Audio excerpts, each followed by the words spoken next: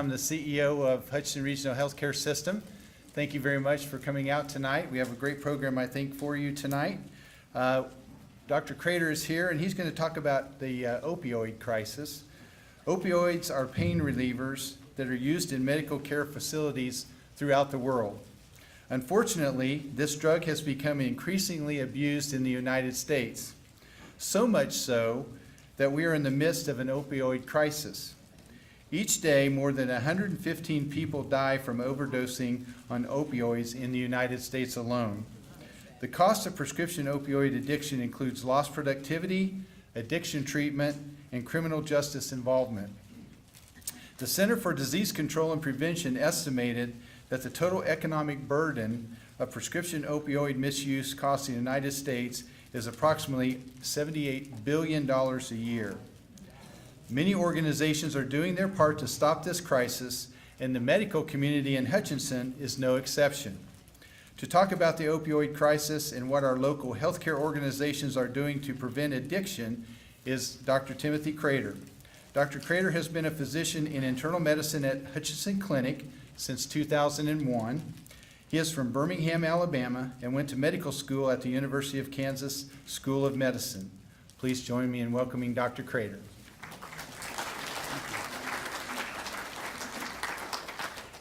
Well, thank you. I'm not sure which one of these machines to use. Which one? Is this a laser pointer? Well, anyway, tonight I just wanted to spend a little bit of time talking about the opioid crisis. As Ken said, it's a nationwide issue. We certainly have our problems here in our community. And there's been a recognition that things are becoming more critical in terms of opioid use and pain management modalities. So we decided at the clinic to get a committee together, and you know how committees are. Sometimes they work out really well, and other times they sit around and talk and do nothing. Well, this time we decided it was important to do something, and we developed a protocol for pain management. Now, the committee wasn't just physicians, it was nurses, it was pharmacists, it was administrators from the clinic who understood the scope of the problem. And we developed a pain management protocol that we are implementing at our clinic. It will be clinic-wide. It will be, the expectation is that all physicians will participate and comply with the plan. It's a nuanced plan. As you all know, pain affects everyone differently. Pain is managed differently for different people, depending on what is causing it. We all know how much bone pain hurt. You ever hit your shin, you know that kind of pain. But there are other kinds of pain, and there are different ways to manage it, neuropathic pain and other things. So pain management is not a one-size-fits-all kind of discipline, but it is one that we need to make sure we get a handle on and that we reduce the risk of abuse and addiction in the community. The Hippocratic Oath says, first, do no harm, and that is where we want to be. We want to be people who do the right thing, who don't harm our patients. And this pain management policy is going to be our first step in that. Not our first step in doing the right thing, but our first step as a corporate entity in managing people's pain. Talk a little bit about what we mean by opioids. Opioids are chemicals that affect specific receptors in the brain to stop the perception or the sensation of pain. Pain is apprehended in the brain. Nerve endings bring the information to the brain, which then processes it and gives you your different types of pain sensations. Obviously, opioids have been around a really long time. Pain management has been going on for hundreds of years. With opioid therapy, we're able to block the receptors in the brain and stop to some degree, the sensation of pain. Now, it varies based on the type of pain, how long the person's had it, how naive they are to this type of treatment or not, their body mass index, in other words, how big are you, and there are several other factors that go into the calculation of pain medication dosing. Obviously, the most common medicines we use for pain management are things like Lortab, which is hydrocodone, it's an opioid, or Percocet, oxycodone, an opioid, fentanyl, morphine, Tylenol 3 with codeine. Codeine is a narcotic, an opioid. So we use a lot of these different medications, and they're very effective when they're used appropriately, and when the treatment plan is in place and the dose and amount and duration are appropriate. So it's not wrong to use opioid pain medications. It's just how long you use them, for what, and why. And that's what I have there. You calculate it. Morphine is the standard that we measure all of these drugs against, because there are synthetic opioids like fentanyl that are incredibly powerful, and then there's codeine, which is not so much. So we needed a standard to measure everything by, and we decided to use a morphine milligram equivalent standard. And we use that in our protocol to determine what level of pain management somebody's at, where we need to go from there in terms of their management, and also how to wean them when they're through taking pain medication. Opioid pain management is best used for, and I have to give credit to Dr. Berlin Jansen, who helped me with this discussion. He gave a nice talk to the Rotary Club here in town, and I was able to go over some of his slides with him. So he helped me with the research on this. But opioid pain management is best, as I said, used for acute pain that starts suddenly and has a well-defined cause and location. So people who have all over body pain don't really benefit generally from trying to ameliorate that with morphine equivalent drugs. And the reason is it's probably not the opioid receptor in the brain that's causing that kind of pain. It's probably not that simple. The other types of pain management modalities that we use, and that we're going to be getting into in greater depth as we implement this pain management protocol in the clinic, are the non-opioid therapies. Now, a lot of people will say, well, I've been there, done that, didn't work. Well, we're probably going to come back around and do that again in an attempt to make it better for the pain patient, to make it something that is useful and appropriate in pain management. So those will be things like over-the-counter pain medications. Believe it or not, Tylenol and ibuprofen are very effective. We don't typically reach for them as much as we probably should, because they're not rapid acting like some of the other medications are, but they do work. And they'll be employed more and more as we pursue protocols to get people out of the cycle of narcotic pain management. And that's happening nationwide, by the way. And this is nothing new to the Hutchinson Clinic or Hutchinson Hospital, the medical community. It's been designated as a national crisis, and that means there's going to be movement on this. It's not going to just, we're not going to just spin our wheels and then nothing happen. It's getting a lot of attention, and it's going to continue to get it. So cognitive behavioral therapy, it's another approach to pain management. How do you cope with the pain that you have? Even with opioid therapy, most people are not pain-free. So they need a strategy for coping with the pain that they have, the existing pain, and having a meaningful life, even though they have something daily which nags and pulls them down. Physical therapy, many times if you strengthen people, in different ways, you can ameliorate or reduce the amount of the pain that they have. So we're going to be pursuing more physical therapy type modalities to help people with their chronic and their acute pain. So these non-opioid therapies, and then of course Tylenol, and there are several other medications we can use.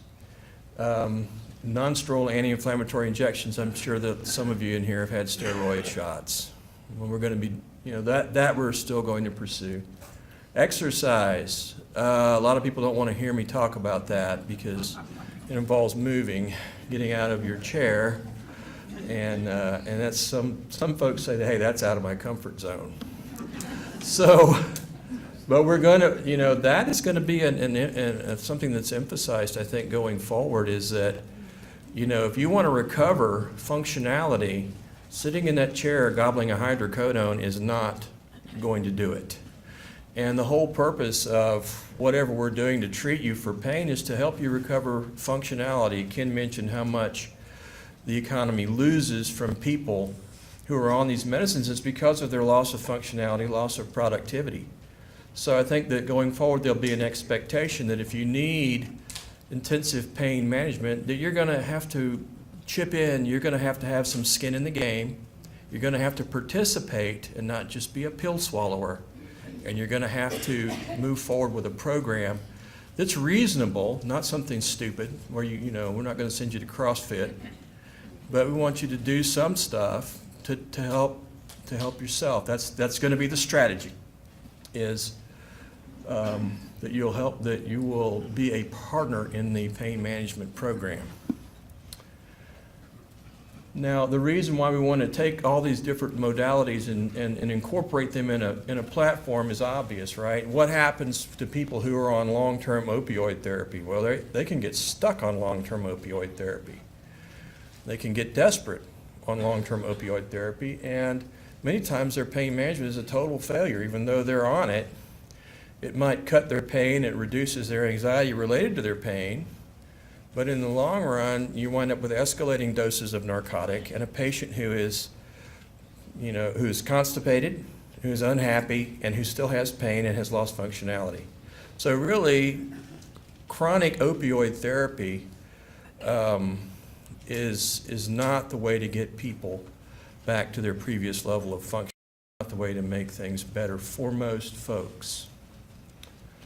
So that's why I put that last bullet there. No, it's not as immediate as opioid therapy, but it's also not addicting. And that's a big component of this, is that when you use opioids, you always have the risk of abuse and addiction. And when you have people on chronic opioid therapies, you have to be very careful that they're taking their medications as prescribed, that they're not abusing them, and that they're not allowing somebody else to take their medications that you have prescribed. So that's the ownership piece from the physician. We've got to be sure that we have selected the right patient population, that we've done all the proper things in terms of non-opioid modalities, and that we have an endpoint for the patient. So, and that's kind of been a big problem, is that when people get on pain medication, they do feel better, and they think that's the end point. That's not the end point, that's the beginning. The end point is you not on pain medication, you more functional, and your quality of life much better. How did we wind up in this situation where we have so many people on pain medication? Well, when I was training as a medical student and as a resident, pain was considered the 5th vital sign. So you took all their vital signs, pulse, blood pressure, temperature, respiratory rate, and then you asked them about their pain level. Okay, well, how's your pain? If you look, there's a pain scale in every room, every hospital room, and that's important to have. But we really became, and the Joint Commission for Hospital Accreditation had standards, and so did a lot of the other medical associations, for assessing someone's pain. So what happened is a generation of physicians had drilled into their heads that we must assess pain as we would blood pressure, and that it is just as important. If it's a vital sign, and your vital signs are not good, that's an emergency, right?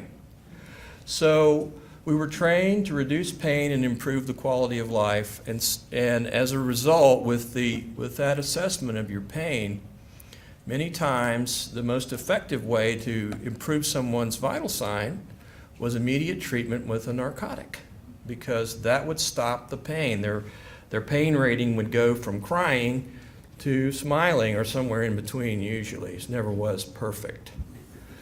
And that created in our society an expectation of instantaneous pain relief once you got assessed with the fifth vital sign. And I think that's one of the drivers as well, is that there was an expectation, and still is in many patient populations, that the absence of pain is successful treatment of pain.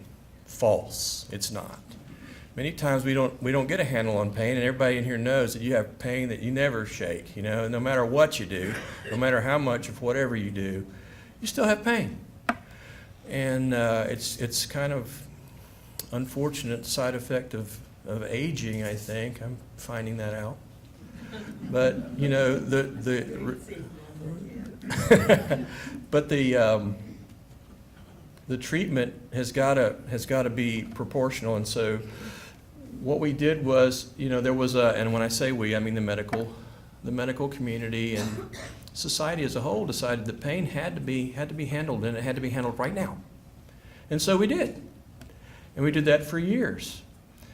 And I think because we didn't take it in a multimodal approach, we wound up with a lot of people who had reduced pain, but then also had reduced functionality because of the treatment. In other words, sometimes the treatment was worse than the disease. And so I think in recognition of that, we're going to be taking a much closer, much harder look at who gets pain medicine for how long, and how well they're doing with it. Some people can take pain medicine and not get addicted. Other people cannot. And you really have to make an assessment early on in the process of who is who and how people deal with their medicines. I think that those are all kind of self-explanatory. So that's the problem. And we've already kind of gone over the results of opioid pain treatments. Reduced pain over the long term, especially in patients with true chronic pain syndrome. So you have people who have real pain, just agonizing pain. You're going to use opioid therapy on those folks. People with inflammatory arthropathies like rheumatoid arthritis, people with cancer of any type, people with bone mets, metastatic disease to bone, people with brain cancer, and some other types of non-oncologic pain syndromes that you just can't get on top of without a narcotic, no matter what you do. And we recognize that, and we understand that. So people who fall into those categories are not going to be on a chronic pain management pathway per se, because we don't do cookie-cutter medicine. Every human being needs an approach that's tailored to them. But we can use a blueprint, and we need to. We use blueprints for all types of diagnostic conundrums, all types of diagnostic challenges. We use a workup approach, and that's what we're doing here. Is it perfect? No. Does it need to be tailored to every person? Yes. The other results, complications, we already said. We've got addiction and loss of functionality. The other thing that we run into, and this is no shock, is patients who abuse their medications, who sell their medications, who give their medications to other people. Is this a large quantity? No, it's not a large number of people. It's the classic problem of a handful of people doing things they shouldn't do and making it more complicated for the rest of us. Let me show you my shocked look. It happens in all kinds of areas of life. So we've got to get a handle on that, because this laser pointer doesn't work, but my name's on that bottle. I don't want that bottle falling out of some drug dealer's car onto the pavement. No way. That probably indicates, it may indicate that, well, it does indicate that that person was a bad choice for that pain management modality. Okay? So ownership is a big part of this, and the medical establishment has to own part of it. The patients have to own part of it. And the bad actors, well, they'll own part of it when the police get a hold of them. Pain medication misuse. So here are some examples of people not using their medications properly. Getting them from a medical provider for one thing and using them for another. Now, I know that's a venal sin. It happens. It shouldn't. If you're, and I couldn't tell you how many times I've had patients who self-medicate an old bottle of something, and it turned out they needed to be seen. You know, you don't want to self-medicate your heart attack with a Lortab.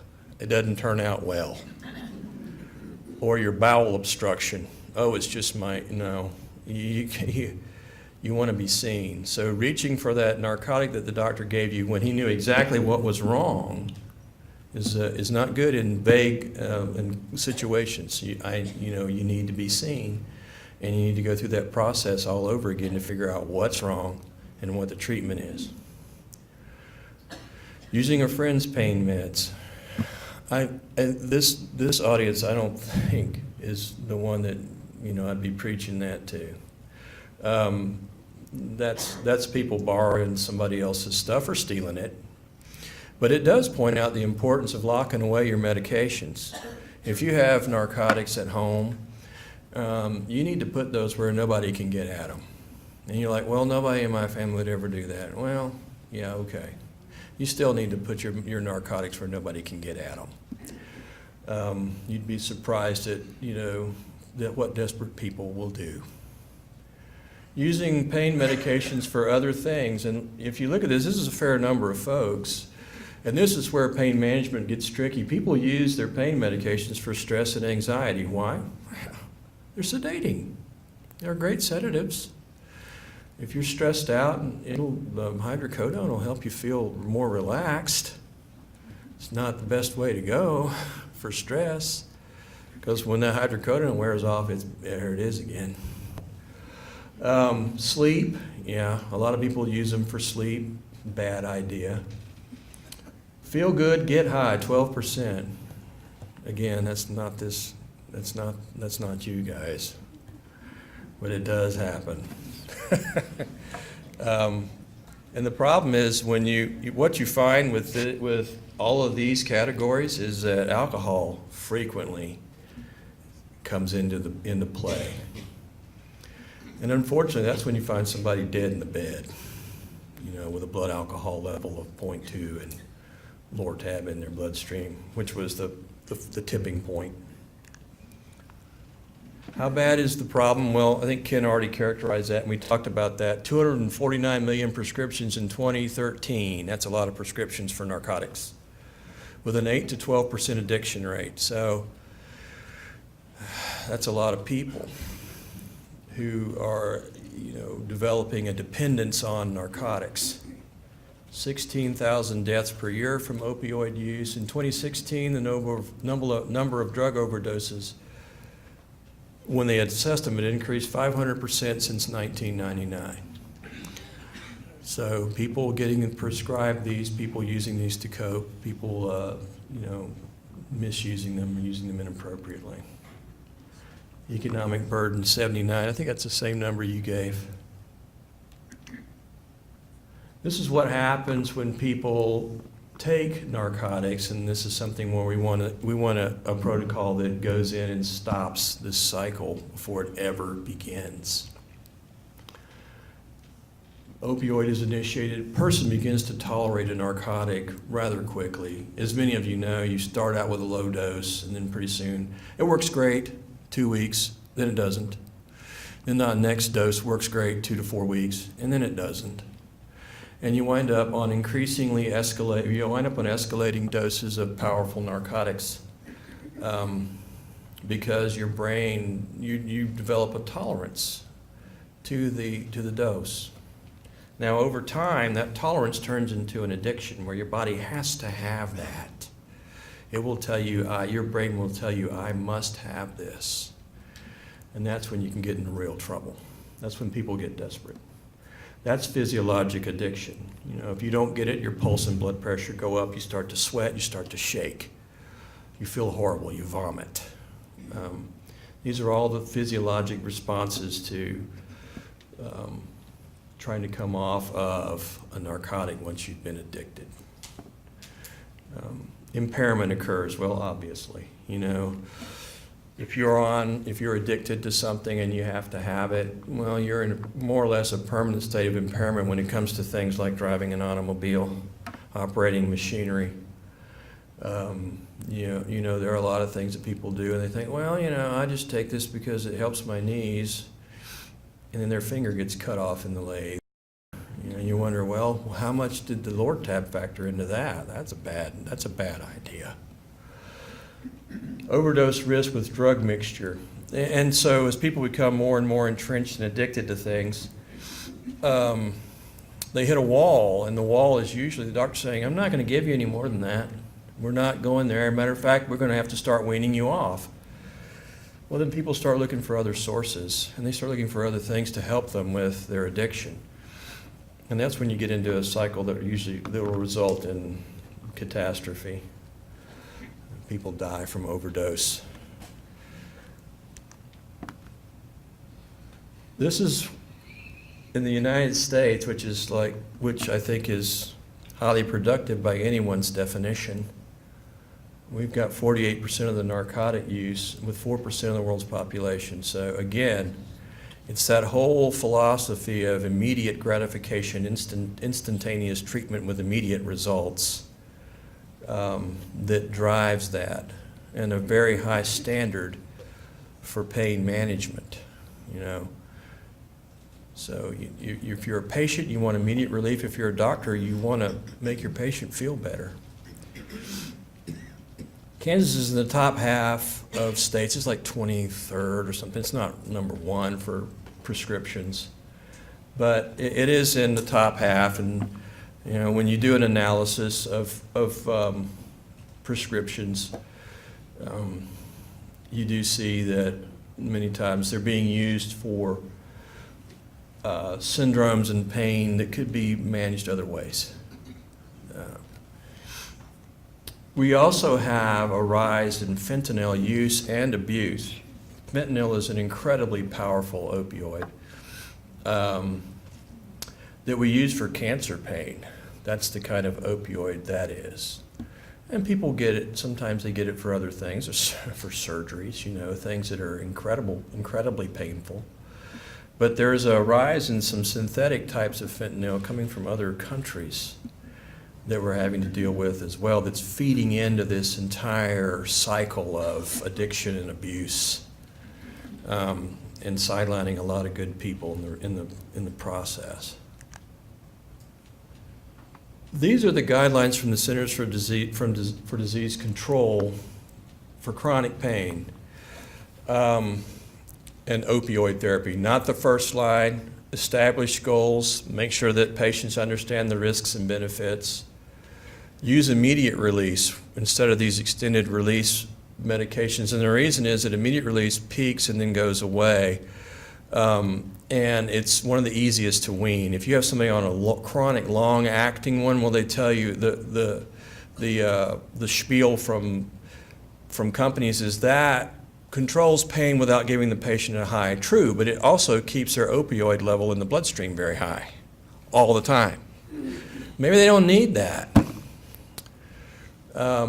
So immediate release when starting, lowest effective dose, that's kind of a no-brainer, short duration, evaluate frequently, benefits versus harms. And so this is also a thing where patients will resist.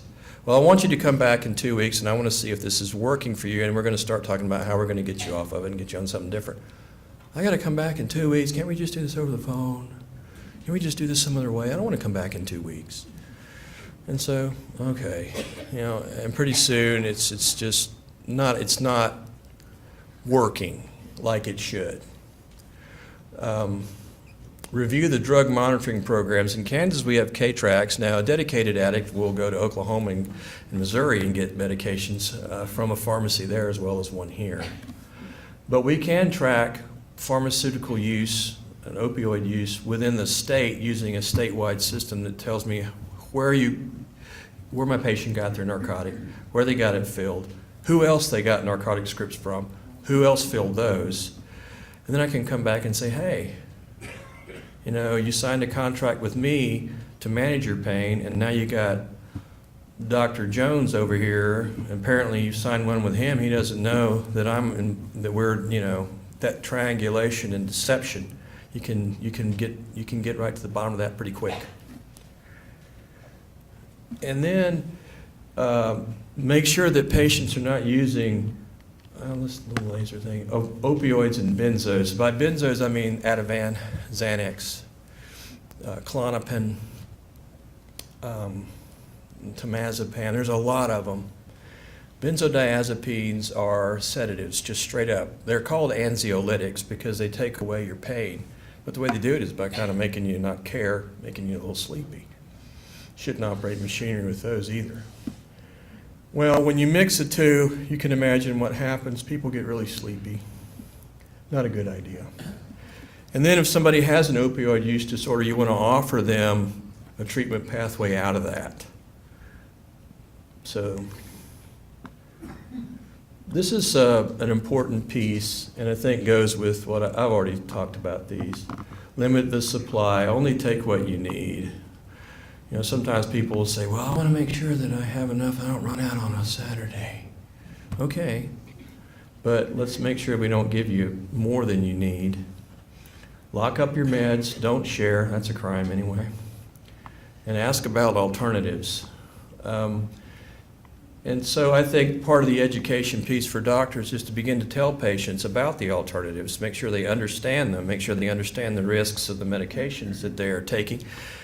Sometimes doctors make assumptions about patients and their knowledge level that are totally false. I mean, that we think, well, he knows what the course of having his gallbladder taken out. He's going to be all right. He's going to, well, no, not really. Not many times, not at all. So it's about not making assumptions when it comes to education about this. So we have a plan. It's a policy we're hoping, and it's not gonna all of a sudden boom. We have a lot of primary care patients, and all of a sudden 40,000 people are looped into this, so that it automatically goes to a protocol when they get a medication. But that's our goal.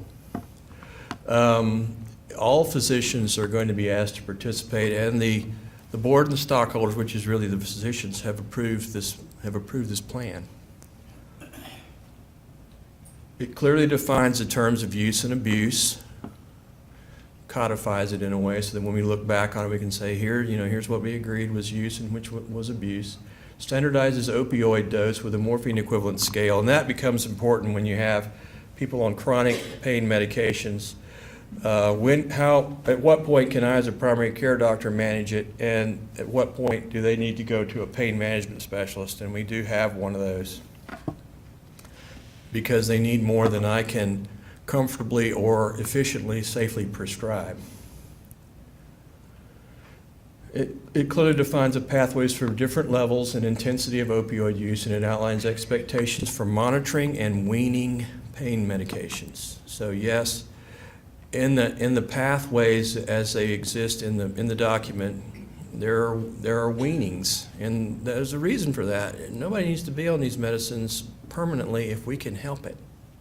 As I've already outlined to you, chronic opioid and chronic narcotic use hampers people. It reduces their quality of life, and it does not improve it. Okay, it doesn't improve your engagement with your children and your grandchildren. It doesn't improve anything about your life. It might take your pain away, but I think if you look at things longitudinally, it's not the right answer for most people long term. And there's always exceptions, like I said before. The general plan has a pain management questionnaire and an agreement which says you will receive your pain management from me and me only as your doctor. When you sign it, that means you don't go out and try to shop. You don't try to get other medications from other physicians. You don't seek other treatments for your pain except through me. Now, does that mean I'm not open to suggestions? If you want to go to certain therapists, no, I'll do that. But it needs to be an agreement between us because this is so important and these medications are so powerful. K-tracks every 6 months to make sure that people aren't, and I've had people say, well, you don't trust me, doctor? Of course I do, but these policies have to be followed uniformly or they don't have any, there's no strength. So people need to know that I'm going to treat patient A the same as I treat patient Z. They're going to get the same treatment. They're going to be treated fairly in the same manner, no matter who they are. Because this is a high stakes thing. A urine drug screen every year. Are you kidding me? You're going to make me? I'm 80 years old. You're going to make me? Yeah. And the reason is not because I think that you're using meth, but if you're negative, well, who's getting that Lortab? If your drug screen's negative, who's getting it? And you might be surprised at who will go ahead and take a script and then give it to Junior. You'd be surprised that it happens. We do an abuse dependence score every year, and the refills are limited, so you don't get 90 days and 4 refills.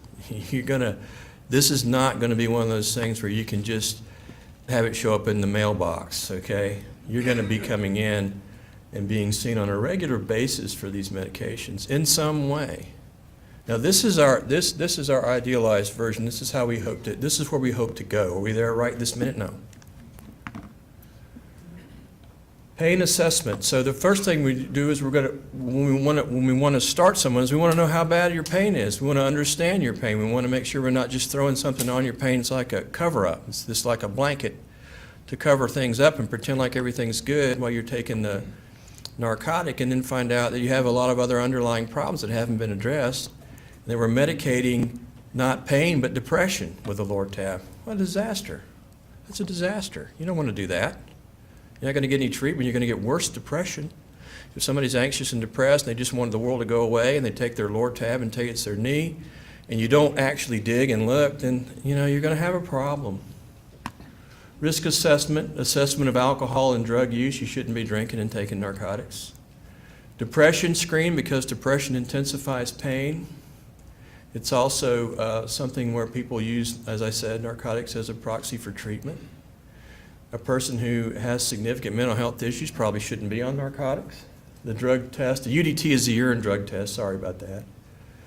Document the plan well, limit the treatment time.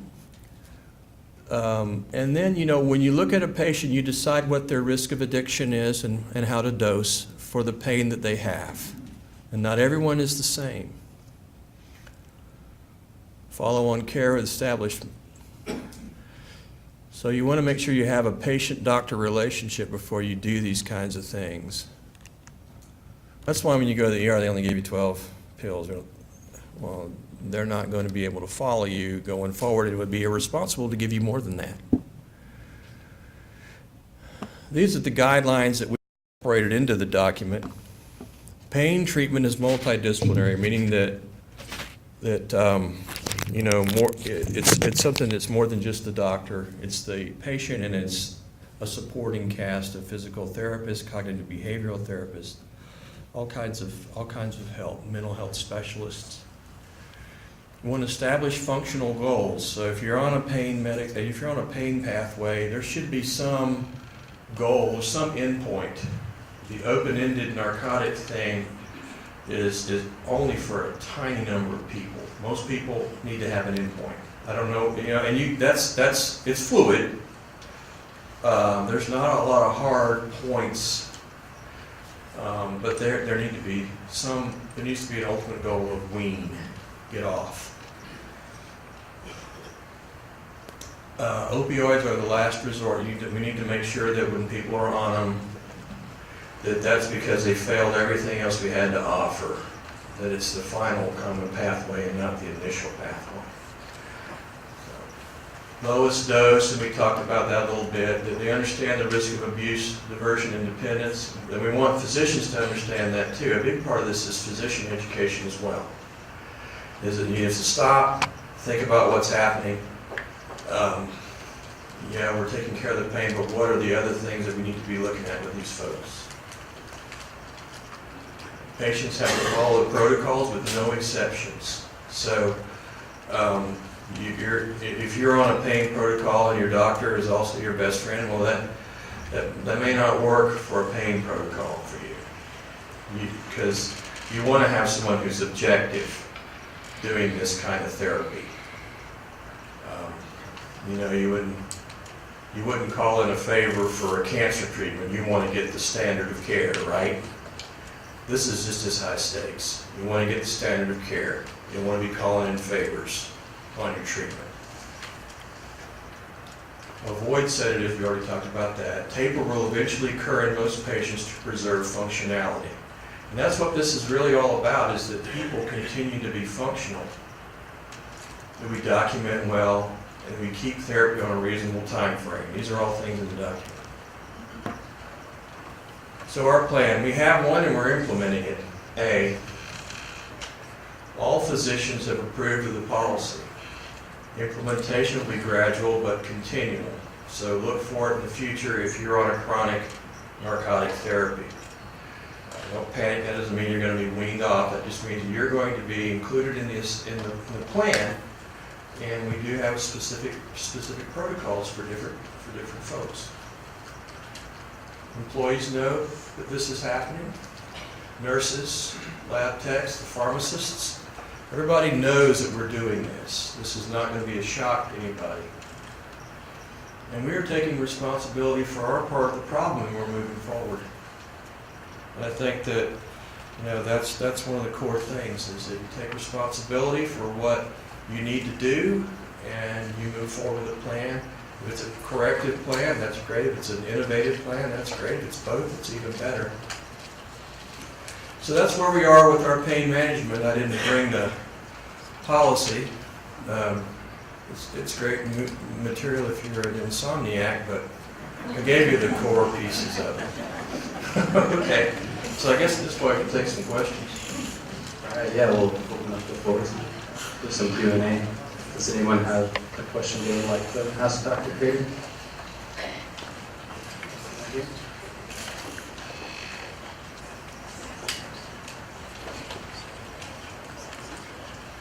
You were talking about as the pain medication is given and it tapers off, quits working, and you have to go to greater medication. Yes. Okay, you take pain medication and then you're finished with it, and then later on you have something else. Does that start all over again, or do you have to start at a higher dosage? No, I think it depends on how long it's been since your last dose. That's a physiologic phenomenon that involves upregulation or increased production of different types of receptors in the brain. Once you stop the narcotic, that will change. The physiology of it will change, will return to your baseline. And so, depending on how quickly you have to go back to a narcotic, you may go back to the same dose, or you may start over. You may not want to go back to that big dose because you don't need it, and you won't tolerate it well as a starting dose. That's the insidious part about, and this is separate from your question, that's the insidious part about narcotics, is that, you start out with a low dose, it's not a big deal, it's not a problem, and pretty soon, you're pursuing increasing doses of the medication. And your life is significantly hampered by that. By both the fact that you're sedated all the time, the fact that you're pursuing it all the time, and the fact that you can't be productive.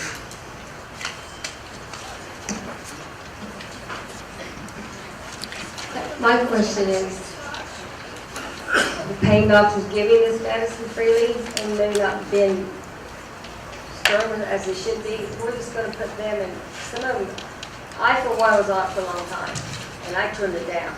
So what is it going to do to them for being willing to say, here's 180 for 2 months? What are they going to do to get this down? You mean the number? The Well, pain, it's got, the pain doctors are actually doing this for a living. well, if they work for the Hutchinson Clinic, we want them to do this. We want them to do 28 days at a time. I think some of those, a lot of them I know are doing that, but it seems like they just give it freely sometimes. I've turned it down myself. No, I don't need that. I don't need that anymore. But they want you to have it. Well, I think that if you don't want it, you certainly have the right to say no. Well, I have. Yes. I'm not on it anymore, I'm glad. because- No, it's your better quality of life without it. It's different, really, like, Right. the pain doctor actually prescribe it all the time. Something should be done a little bit about that, wouldn't you say? Doctors who are over-prescribing, yes. We are, you know, going to make everybody aware of, you know, their prescribing patterns and their rates. And that's going to be part of the overall change. I think you'll find that doctors respond very well to feedback, especially hard data. Here are your numbers. Do something about this. Here's where everybody, here's the standard. Here's where everybody is, and that's you. Okay, that gets a doctor's attention. Okay, so that's going to be the initial piece. So And then there are going to be other every pieces. doctor in this clinic has signed up for this, pain management, the shots and everything. They're all on board, right? Yes. Now, that doesn't mean that everybody's going to be right on top of the protocol this minute. But the implementation of this over the next 12 months should be complete. That's what we're hoping for. Now, that's going to involve going around making sure that people are doing it, and this is very time consuming. So it's going to be a tough thing, and we also want the primary care physicians to own their patients' pain management. One guy can't be doing all the pain management and riding herd on all this himself. This is a multidisciplinary approach that's going to require that your doctor help you, and me, that I help my patients.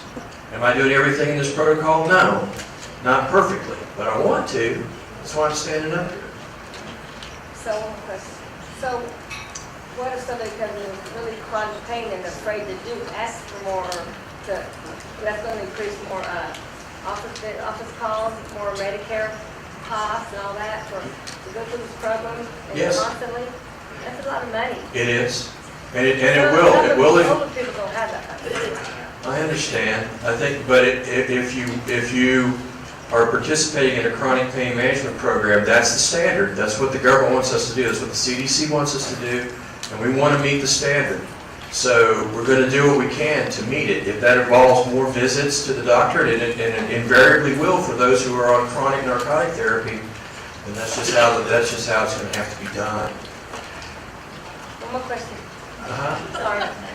What does this do to like, younger kids young that have all these disabilities and stuff? I don't know if they're on it or not. For people who are, it's not going to do anything. You know, for people who have cancer, for people who have intractable pain, I mean, there's always a group of people where clinical judgment will apply. They will not fit into a category very neatly. And that's why I went to medical school, to parse that out. Because otherwise we could just put you in a computer and spit out the answer, right? No.